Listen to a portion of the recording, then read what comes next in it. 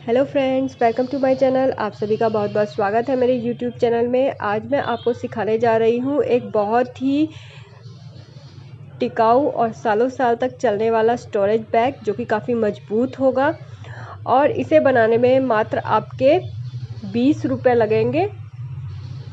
तो देखिए, फॉर्म की जगह मैंने यहाँ पर ये फ्लोर बैग या आटा बैग जो होते हैं जिनमें आटा आता है, आटा चावल, उसके कट्टे का यूज़ किया है। नीचे लाइनिंग के लिए मैंने ओल्ड चुन्नी का यूज़ किया है। बीच में मैंने आटा कट्टा यूज़ किया है और उसके ऊपर मैंने एक ओल्ड कुर्ती, मेरे पास थी, फ्रॉक वाली थी ये, जिसमें घेरा होता है, तो वो मैंने यूज़ की है। इस पीस को हमने क्विल्ट करके तैयार कर लिया है।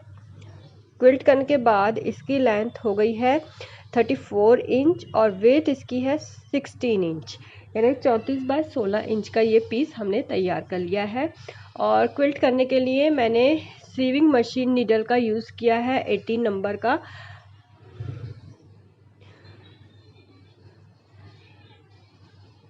तो ऐसे हमें दो पीस चाहिए, एक बेस के लिए 34 इंच बाय 16 इंच का, एक बेस के लिए और एक ऊपरी हिस्से के लिए जो कि ढकने के लिए यूज़ होगा। इसके अलावा 3 साइडों के लिए हमने ये क्विल्टिंग पीस तैयार कर लिया है जिसकी लेंथ 165 यानी 165 इंच है और इसकी जो चौड़ाई है वो 7 इंच है। अगर आप इसकी जो चौड़ाई है उसे ज़्यादा बढ़ाएंगे, इतनी चौड़ी मान लो कर देते हैं, तो इस पे कपड़े रखने की जो कैपेसिटी होगी, आपके जो भी कपड़े आप इसके अंदर रखेंगे वो ज़्यादा आ पाएंगे। तो इसकी चौड़ाई मैंने तो इतनी ली है, आप अपनी इच्छा अनुसार घटा बढ़ा सकते हैं। इसके अलावा एक पीस मैंने ये और लिया है जो कि 20 बाय 7 इंच का है। अब देखिए, कोई भी एक हिस्सा हम ले लेंगे और इसको हम 3 बराबर पार्ट्स में डिवाइड कर देंगे। देखिए, इस स्टोरेज बैग की खासियत पहले तो ये है कि इसमें मात्र 20 रुपये का आपका खर्चा होगा। दूसरी ये कि ये बहुत साल तक चलेगा। अगर आप आपकी अलमीरा में एक जगह पर इसे रख देते हैं तो सालों साल तक ये मजबूत है, काफ़ी चलेगा। और तीसरी बात ये है कि हम इसमें 3 कंपार्टमेंट बनाएंगे। इससे क्या होगा कि मान लीजिए आपके घर में 3 मेंबर हैं, तो आप हर किसी के जो कपड़े हैं वो अलग अलग कंपार्टमेंट में रख सकते हैं, जिससे कि ढूंढने में आसानी होगी और समय की बचत होगी।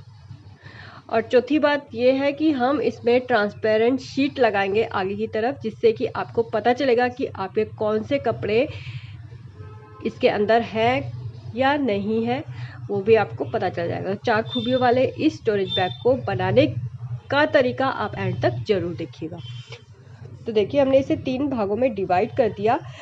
हर एक हिस्सा जो होगा 11.5 इंच के करीब आएगा, तो उसे हमने 3 हिस्सों में डिवाइड कर देना है और एक लाइन लगा लेनी है।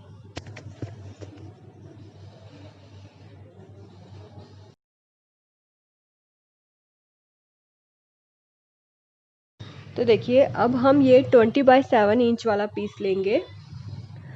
इस पीस को हम 4 हिस्सों में डिवाइड करेंगे। पहले हमें इसे इस तरीके से फोल्ड कर लेना है सेंटर से, और इस तरफ से हमें 3.5 इंच पर मार्क लगा के एक सीधी लाइन लगानी है और कटिंग कर लेना है। ये हिस्सा हम इस स्टोरेज बैग के फ्रंट साइड पर लगाने के लिए करेंगे। पहले हम 3.5 इंच पे मार्क लगा लेंगे, इसकी कटिंग कर लेंगे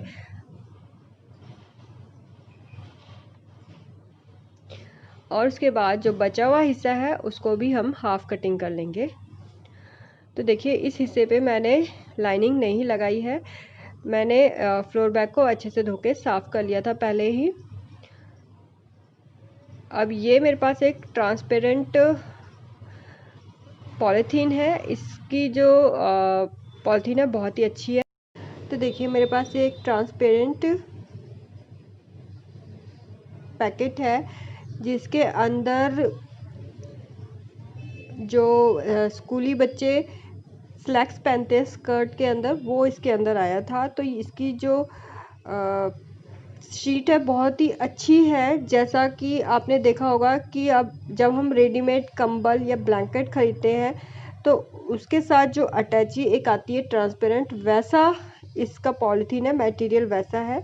तो इसका मैं यूज़ कर रही हूँ। आपके पास ऐसा नहीं है तो आप स्टेशनरी की शॉप से प्लास्टिक शीट ले लीजिएगा, जो कि बच्चों की कॉपी और किताबों के ऊपर जो कवर लगते हैं उसका यूज़ कीजिएगा, ठीक है। तो यहाँ पर हमें ऐसे 3 पीस चाहिए, 2 पीस 7x6 इंच के चाहिए और 1 पीस चाहिए 7x7 इंच का। जो 7x7 इंच वाला पीस होगा उसे हम सेंटर पे लगाएंगे और पहले हम कटिंग कर लेते हैं।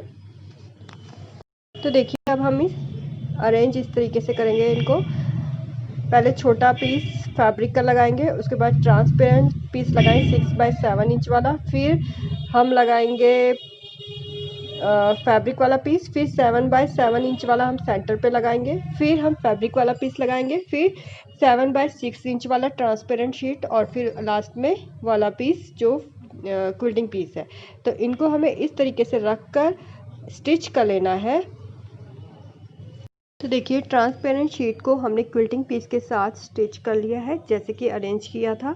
अब देखिए इस क्विल्टिंग पीस का सेंटर और जो हमने लाइन लगाई थी वो एकदम बराबर होनी चाहिए। तो 7x7 इंच का जो ट्रांसपेरेंट शीट था वो हमने सेंटर पे लगाया है और 6x7 इंच के जो 2 पीस थे वो साइड पे लगाए हैं। तो एक बार आप इसे ऐसे नाप के देख लीजिए कि दोनों साइड पे ये पूरा आ पा रहा है या नहीं आ पा रहा। इसके बाद इसे हम अलग रखेंगे और 165 इंच वाली इस स्ट्रिप को लेंगे और इसके एक साइड पर ये ट्रांसपेरेंट वाली शीट को रखेंगे और स्टिच कर लेंगे। इसी तरीके से दूसरी साइड पर भी हम इसे स्टिच करके तैयार कर लेंगे।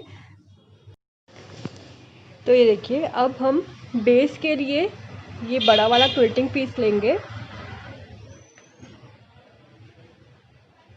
और ऐसे इसे पहले हमने रख लेना है।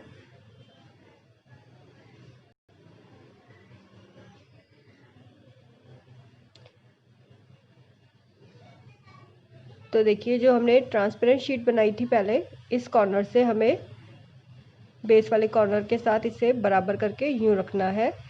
ये फ्रंट साइड की तरफ दिखाई देगी। तो इसे हमें स्टिच करते हुए एंड तक, कॉर्नर के एंड तक लेके जाना है यहाँ तक। फिर इसे हम यूँ घुमाएंगे और इस साइड पे यहाँ तक स्टिच करेंगे, फिर इस वाली साइड पे स्टिच करेंगे ऐसे यहाँ तक और फिर एंड में यहाँ तक स्टिच कर लेंगे जहाँ से हमने शुरुआत की थी। तो ये मैं आपको स्टिच करके दिखा देती हूँ। तो देखिए इस तरीके से हमें ये स्टिच करके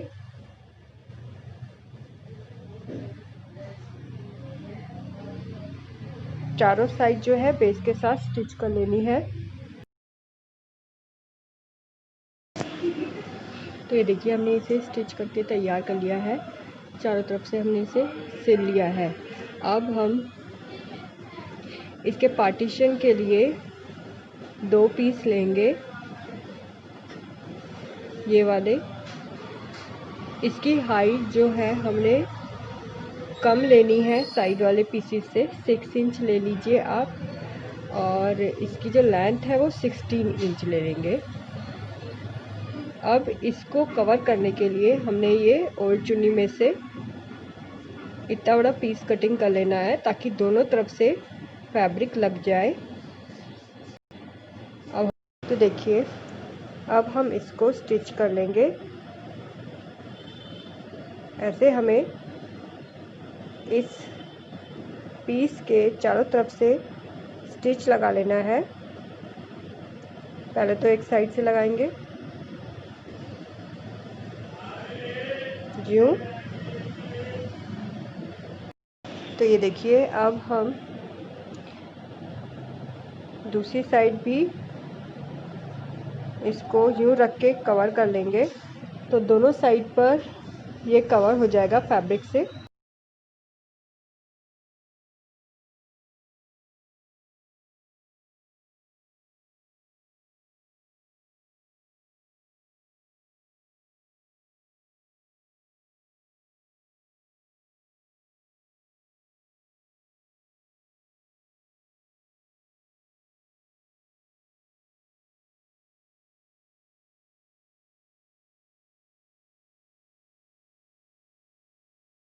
तो ये देखिए दोनों पीसेस मैंने तैयार कर लिए हैं। अब इसको हम यहाँ पर अटैच करेंगे, जो हमने लाइनें लगाई थी।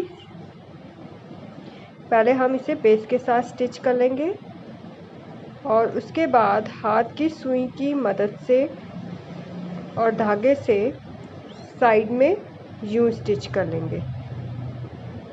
तो सीविंग मशीन से पहले हमें सेंटर वाला हिस्सा स्टिच कर लेना है, तो बाकी का हिस्सा यूं हमें सीधा स्टिच करना है ऐसे। ये भी आप लाइन लगा लीजिए। तो ये देखिए बेस तो मैंने सीविंग मशीन की हेल्प से स्टिच कर लिया था, लेकिन जब साइड में मैंने मशीन चलाने में मुझे प्रॉब्लम हो रही थी, तो मैं हाथ की सुई में डबल थ्रेड डाल रही हूँ और साइड वाला हिस्सा जो है वो मैं हाथ से ही स्टिच कर रही हूँ।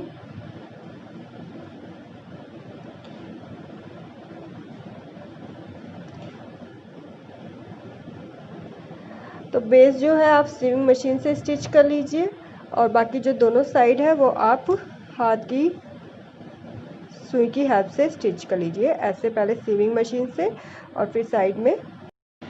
तो ये देखिए हमने दोनों पार्टीशन लगा लिए हैं।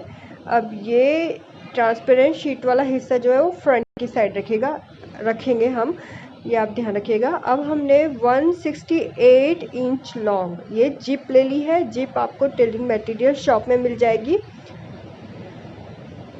तो इस तरीके से हमें बैक साइड पर कॉर्नर बनाना है। अब इस कॉर्नर से हमें 1.5 इंच यानी 1.5 इंच आगे से जिप लगानी स्टार्ट करनी है। ऐसे हम लगाते हुए लाएंगे यहाँ तक, इधर तक, यहाँ तक और इस साइड पे भी लगाएंगे और इस कॉर्नर से भी 1.5 इंच आगे ये जिप लग के तैयार होगी। तो ये देखिए हमने जिप तो स्टिच कर ली है। अब हमें जिप के किनारे वाली जो बैठी वाली स्टिच होती है वो भी लगा लेनी है। जिप का जो दूसरा हिस्सा है हमें अलग कर लेना है। ये देखिए अब हमें यूं एक कॉर्नर बना लेना है ऐसे, और इस स्टोरेज बैग के ऊपरी हिस्से को लेना है ऐसे। तो ये कॉर्नर जो है ऊपरी हिस्से के कॉर्नर से यूं मिलेगा। तो यहाँ से हम जिप को लगाना स्टार्ट करेंगे। ऐसे हम रखेंगे इसको यूं,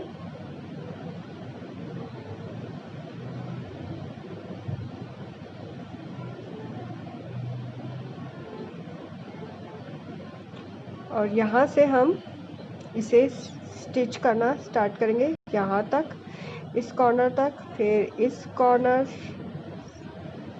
तक और फिर यहाँ तक और फिर ये यूं हो जाएगा। तो स्टिच कर लेंगे।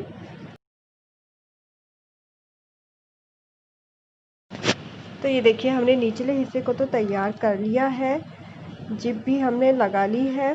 अब हम इन दोनों हिस्सों को आपस में जोड़ेंगे, लेकिन इसे जोड़ने से पहले मैं आपको एक और ज़रूरी बात बताना चाहूँगी कि आप पहले इस पे रनर डाल लीजिए जिप के अंदर।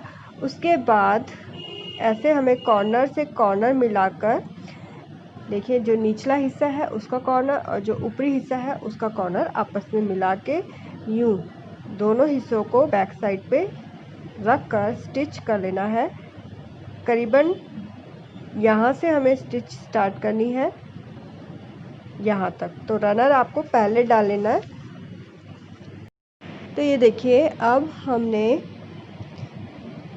इस जिप के किनारे पर इस तरीके से डबल थ्रेड डाल के हाथ की सुई में 4-5 बार टाँके लगा लेने हैं, ताकि जिप को खोलते या बंद करते समय रनर जिप से बाहर को ना निकल जाए।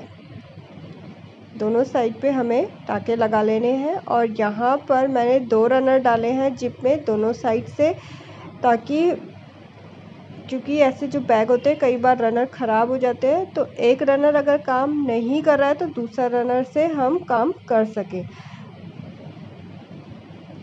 और अगर आपको रनर ख़राब हो जाए तो दूसरा भी बदलना है तो यहाँ पर इस टाँके को आपको खोलना पड़ेगा, थोड़ा सा किनारे पे उधेड़ना पड़ेगा, फिर नया रनर आप डाल के इस जिप को ठीक कर सकते हैं। तो देखिए यहाँ पे 3 पार्टीशन हो गए हैं।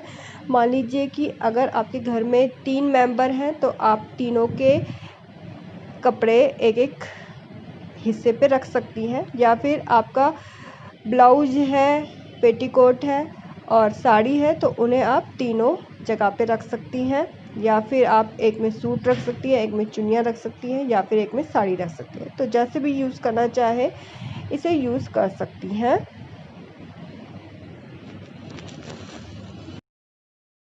तो देखिए अभी मैंने इस पर थोड़े कपड़े डाल के आपको दिखाने के लिए इसे लगा दिए हैं। तो देखिए इसमें आप जो है आपके कपड़े देख भी सकते हैं कि कौन से कपड़े आपके कहाँ पे रखे हुए हैं। तो देखिए आप इसको आपकी अलमीरा में आराम से रख सकते हैं और यहाँ पर देखने पे आपको पहले ही पता चल जाएगा कि कौन सा कपड़ा इसमें रखा हुआ है, तो ढूंढने में आसानी होगी। तो दोस्तों अगर आपको आज का ये वीडियो पसंद आया तो लाइक ज़रूर कीजिएगा, ज़्यादा से ज़्यादा शेयर कीजिएगा। अगर आपकी कोई क्वेरी है तो कमेंट करना ना भूलिए और बहुत बहुत शुक्रिया आपने वीडियो को एंड तक देखा।